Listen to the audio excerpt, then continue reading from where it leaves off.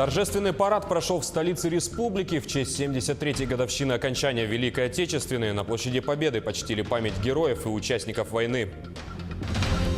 Алексей Колодезников вылетел в Амгинский район для контроля паводковой ситуации. Для устранения заторов на реке проводят взрывные работы. Даже прогресс и современные технологии не смогут заменить книги. О том, что любовь читателей к бумажным изданиям будет жить вечно, доказал конкурс чтецов в Алекминске.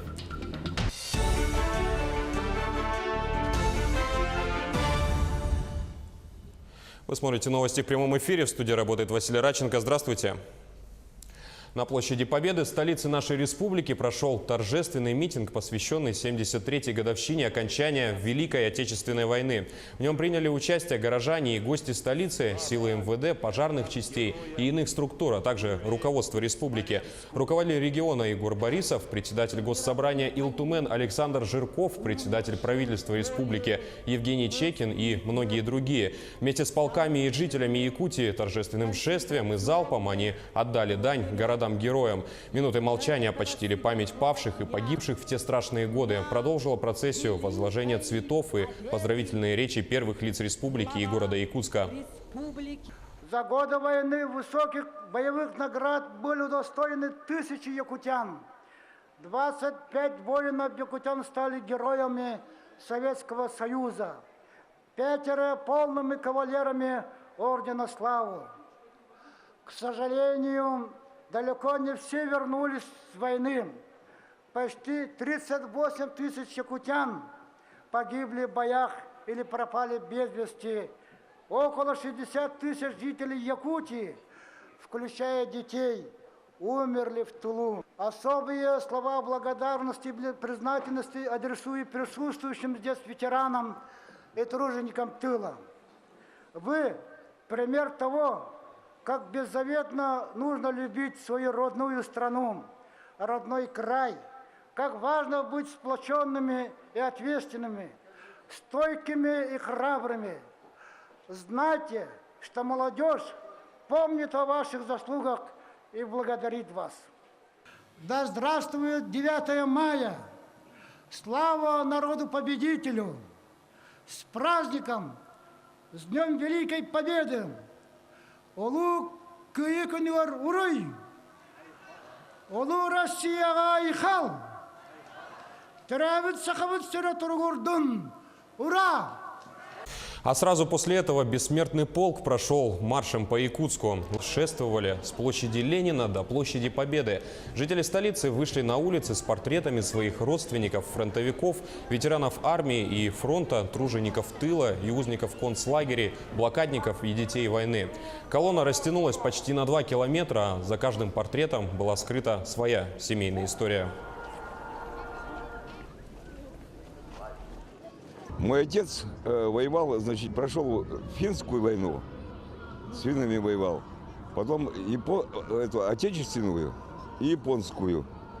Был раненый. А это мой дедушка. Бабушка по маме, дедушка по папе. Бабушка прошла всю войну, ушла добровольцем на фронт 17 лет. Дошла до Берлина, имеет звезду, орден Красной Звезды, медаль за взятие Берлина. У дедушки тоже. Ура! С Днем Победы! Всех с праздником! Президент России Владимир Путин своим указом объявил благодарности 3 якутянам. За трудовые успехи и ударный труд награжден старший механик карьера «Зорница» Валерий Рудой. За заслуги в укреплении законности заместитель руководителя управления судебных приставов Наталья Григорьева и за заслуги перед Отечеством врач перинатального центра Марина Рукавишникова. Во время Великой Отечественной войны сыны Якутии воевали в составе различных частей и соединений. Сегодня земляки возлагают цветы к памятникам и мемориалам, установленным во всех уголках страны. Из города Каширы Московской области подробности передает наш корреспондент Наталья Сазонова. В поселке Зендиково, что находится под Каширой в 100 километрах от Москвы, в ожесточенных боях погибло более 500 воинов-якутян, сражавшихся в составе кавалерийского корпуса. Администрация Каширы всегда с особым трепетом встречает делегацию из Якутии, отмечая, что победа, достигнутая такой дорогой ценой, останется на века великой победой советского народа. Павел Алексеевич Белов про наших земляков якутян в своих воспоминаниях написал очень крылатые слова, что якуты были отважными воинами, которые не боялись ни морозов, ни лишений. Действительно, Республика Саха-Якутия на фронт послала 62 тысячи лучших своих сынов. Война для Якутии, как и для всей страны, явилась тяжелым испытанием. Народы Саха внесли весомую лепту в дело Великой Победы. Я сейчас до глубины души поражена тем, спасибо вам, низкий поклон, как вы преобразовали вот место памяти наших земляков и других воинов, которые отдали свои жизни.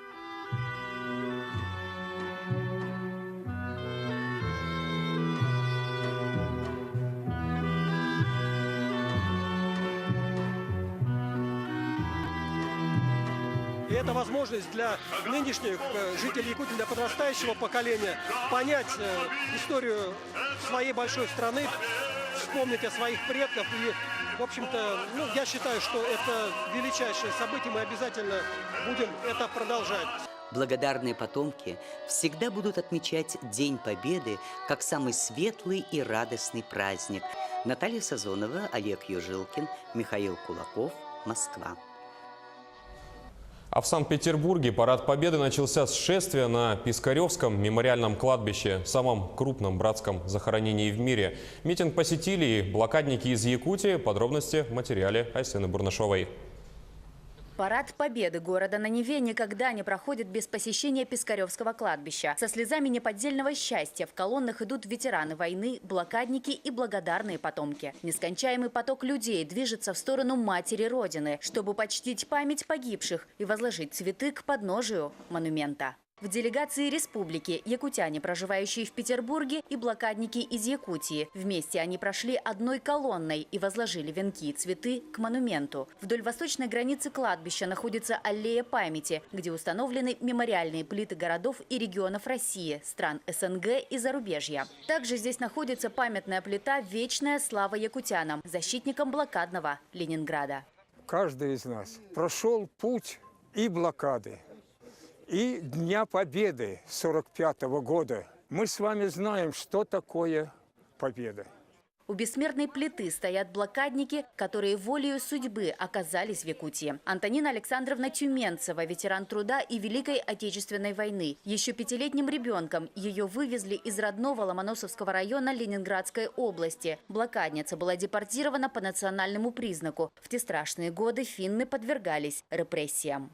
Отец русский был в партизанах, а мама с 3 детьми, одному ребенку грудной. Мы вывезены были на Арктическое побережье, прожили, все хорошо, люди нас хорошо приняли, прекрасные люди. И вот спустя 76 лет Антонина Александровна оказалась в Петербурге. Съездила в родные места, и на памятной табличке района она нашла имя своего отца, некогда без вести пропавшего на войне. Мне хотелось кричать, кричать. Я вот этой встречи, я не знала, не видела. Поздно я приехала. Сейчас мне уже 81 год, и я все-таки встретилась, видит Бог. Встретились именно с отцом. Война принесла боль и страдания. Она покалечила жизни и судьбы миллионов людей. Сейчас тех, кто сражался за наше чистое небо, с каждым годом становится меньше. Но память об их подвигах не должна померкнуть никогда. Айсена Бурнашова, Егор Максимов, Санкт-Петербург. Комиссия во главе с первым зампредом правительства Алексеем Колодезниковым вылетела в Амгинский район для оперативного контроля ситуации с паводком. Сегодня специалисты произвели 2 взрыва по 350 килограммов на месте образования заторов. После работ уровни воды начали снижаться, однако ситуация все еще остается напряженной.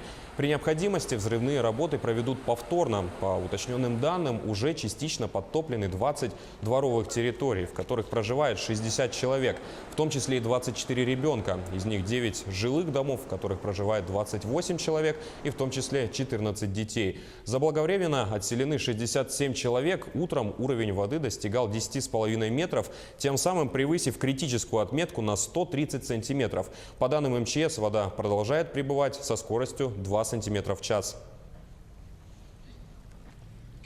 Самолет совершил аварийную посадку в Среднеколымске. При взлете воздушного судна, который направлялся в Якутск, произошла разгерметизация салона. Самолет пришлось вернуть в пункт вылета. В аэропорту рейс встретили врачи, пожарные, спасатели и сотрудники полиции. Пострадавших нет, проводится проверка. И к другим темам. Как бы ни шагнул прогресс вперед, книги заменить невозможно. Они лучше всего развивают устную речь и память, и книги любят. Конкурс читателей, организованный в детской библиотеке Алекминска, доказал это. Елена Фас продолжит тему. В детской библиотеке непривычно многолюдно и шумно. В уютных залах расположились и юные гости. Они с интересом смотрят книги, переговариваются. Многие из них частые гости здесь и без повода, а сегодня все они участники конкурса чтецов. 9 мая – это у нас такой день, святой день для нас, который как раз имеет значение большое в патриотическом воспитании наших детей. И сегодня это мероприятие посвящено именно патриотизму, нашим ветеранам, нашей Родине. Готовились к нему серьезно, подбирали стихи, учили. Тетерин Саша выбрал стихотворение, написанное Петром Берновым, алекминским поэтом. Это стихотворение написал Петр Бернов, поэт, журналист нашего района. В минуту названия застынут колонны, и слезы сверкнут на глазах. В 9 мая склоняем знамена на наших святых площадях. В Мархе, Санихтате, Урицком, Харинском, Ментуре, Солянке, Таков, как вечная память стоят обелиски в честь павших в боях земляков. В конкурсе участвовали ребята из сел. Даяна приехала из села Первый Нерюхтяинск. В серебре деревья, как хрустальные. Здесь же внизу, в одной из книг, один из ребят нашел фотографии своих прадедушек. Это папин дедушка, это мамин дедушка, это мои прадедушки. Они служили на войне. Стихи звучали разные, но главное, что ребята отчетливо понимали, чему и кому они посвящены. Вместе со строчками они учили историю своих дедов, историю своей страны. Елена Фаст, Алекминск. На этом выпуск новостей подошел к концу. Наш телеканал от всей души поздравляет вас с праздником Великой Победы и желает вам всего наилучшего. Спасибо за внимание и до встречи в эфире.